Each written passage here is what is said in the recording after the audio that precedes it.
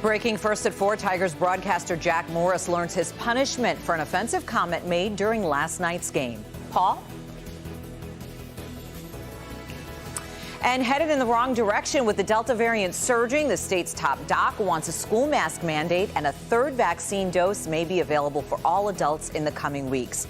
We have complete coverage for you. Paula? When we first visited this school district last month, we saw very few COVID safety protocols in place. So you didn't close up your fountains and things like that? No. So see what happened when we returned today. And you know the old saying, it's not just the heat, it's the humidity? Well, the humidity has come roaring back, and it's going to be sticking around for a while. We'll talk about that straight ahead. Local 4 News starts now with a breaking news alert. And that breaking news, Bally Sports Detroit suspending Tigers broadcaster Jack Morris indefinitely now for a comment made during last night's game.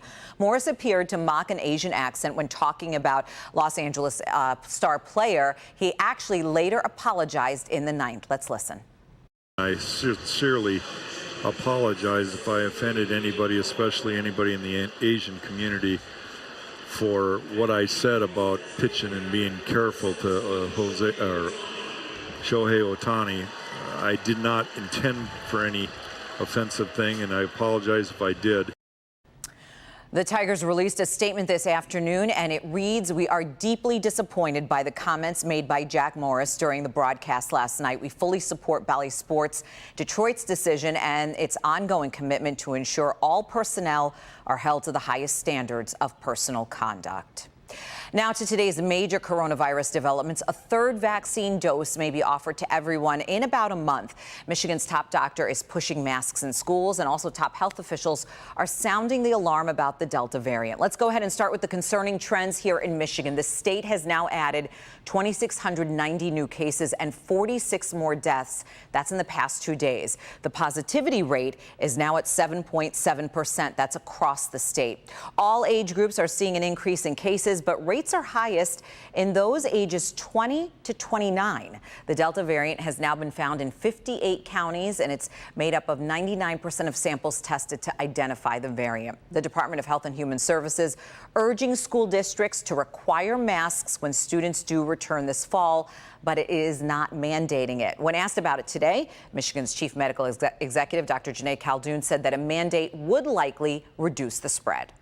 I have recommended that if a mask mandate were in place and it were followed, it would likely decrease the spread of COVID-19 in schools. I do know that my lane is to provide public health guidance, but I also recognize that there are many other things that have to be considered when it comes to implementing a mandate.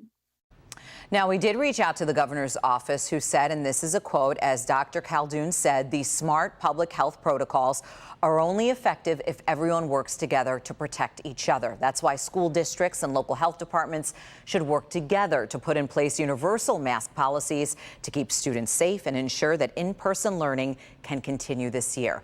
Of course, we're going to have much more from the governor's office coming up for you starting at 5 o'clock. One of the state's largest education groups now calling on the governor and the Department of Health to try to toughen their stance. The K-12 Alliance pushing for guidelines, not just recommendations, to keep students and staffers safe. Paula Tutman is live tonight, this afternoon, from Clintondale, where the school district has really done a complete about-face on this, Paula.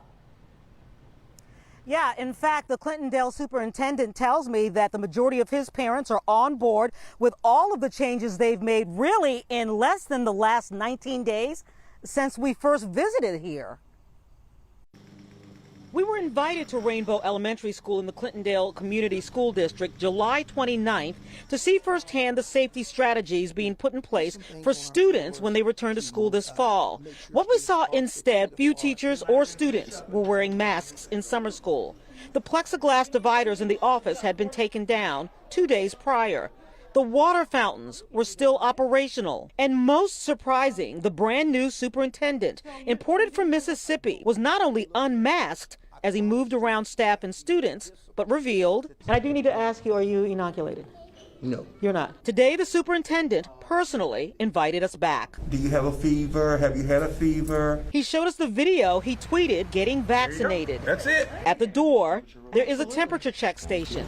Most every child and every single teacher and staffer we saw. If you look in our classrooms, all students and staff are wearing masks as part of this new protocol. There's been no problems with it from our parents, and they've been very supportive. Plexiglass had been re-erected in the office. We saw classrooms being deep cleaned after use. And the school administration offices have been added to that rotation. We are a lot more proactive to, especially this Delta variant. As we go down here, we can see that our water fountains have been covered. So this is an about face from what we saw. Yes. What precipitated the about face? Again, the new Delta variant, being more proactive, me getting a good hand on the district and understanding where we need to go. Erin is a kindergarten teacher in the district. How are the kids handling the masks?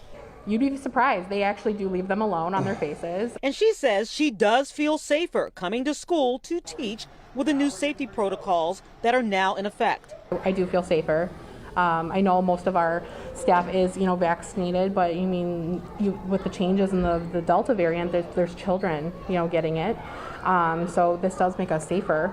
Her counterpart, David, says he didn't feel unsafe before, but still appreciates the new safety protocols. We weren't covering the drinking fountains maybe as much as possible, but we haven't had an outbreak. It's, we're vaccinated. While many school districts are still taking the mask strongly recommended track, a quick check in many school districts is showing signs of perhaps a trend. The Birmingham district, which is now mandating masks, and Southfield parents got a notice today saying that masks will be mandated when school resumes.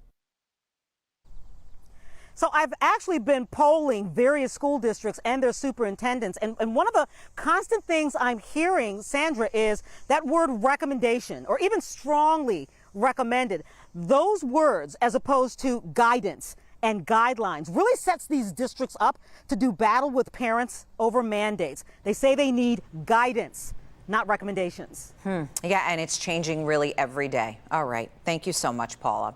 Now to the big announcement on booster shots. The CDC now says all Americans should get a third COVID vaccine dose to up their defense against the virus. Kimberly Gill in the newsroom now with more on when this rollout will begin and also why health officials really say they believe it's necessary. Hi, Sandra. Good afternoon. The CDC released evidence today that shows vaccine protection from hospitalization and death and mild infection is falling as the highly contagious Delta variant spreads. Here's how it would work. People would be eligible for a third dose of either the Pfizer or Moderna vaccines 8 months after their second dose. The boosters could begin the week of September 20th. It will likely mirror the original vaccine rollout with healthcare workers, people in nursing homes, and the elderly first in line. But this time around, health officials say there's already enough supply, for every American to get a booster. If you got the Johnson & Johnson vaccine, health officials think you will also need a booster, but they're waiting for more data on that. The CDC says although the vaccines are very effective, they need to stay ahead of the virus. Reports from our international colleagues, including Israel, suggest increased risk of severe disease amongst those vaccinated early. Given this body of evidence, we are concerned that the current strong protection against severe infection, hospitalization, and death could decrease in the months ahead, especially among those who are at higher risk or who were vaccinated earlier during the phases of our vaccination rollout.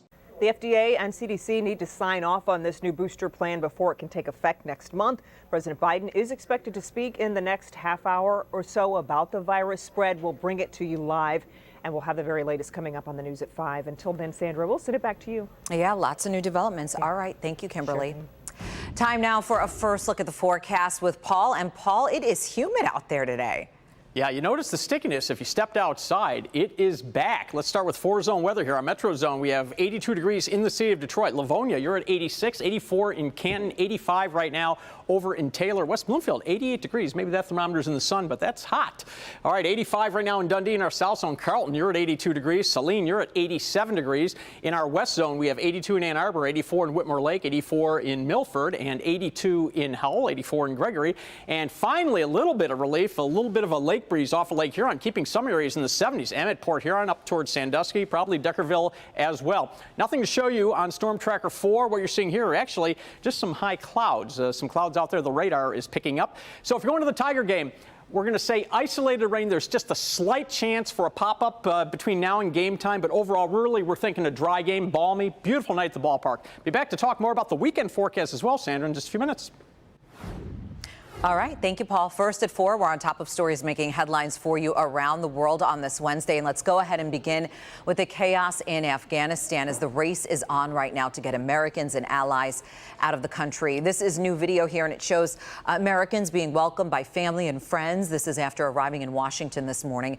According to the Pentagon, about 5,000 people have been evacuated, with more coming over the next few days. We're hearing from a Michigan contractor who's returning home from the country, and he says it was simply time to go. It's sketchy, you know, you feel vulnerable having to evacuate somewhere. You're just a civilian dude, not carrying a gun anymore, and then you have to basically leave because there's firefights breaking out. U.S. officials also say they're also preparing to take more than 20,000 Afghans who are candidates for special immigrant visas to U.S. bases. Tropical storm Grace complicating search and rescue efforts at this hour in Haiti. The storm hit the southwestern part of the country, the area hardest hit by this weekend's earthquake. Crews had to stop searching for victims as Grace dumped rain on the area. Many had to wait for medical help outside. Nearly 2,000 people were killed and almost 10,000 others hurt in the earthquake. A major cell phone company has been hacked. The information that was exposed for tens of millions of T-Mobile customers. We'll talk about that. Plus also the sex assault trial for singer R. Kelly now underway. Both sides are presenting very different explanations about what happened with young women and girls. She did not expect this when she went down the spice aisle. Find out where a woman came face to face with a python at the grocery store.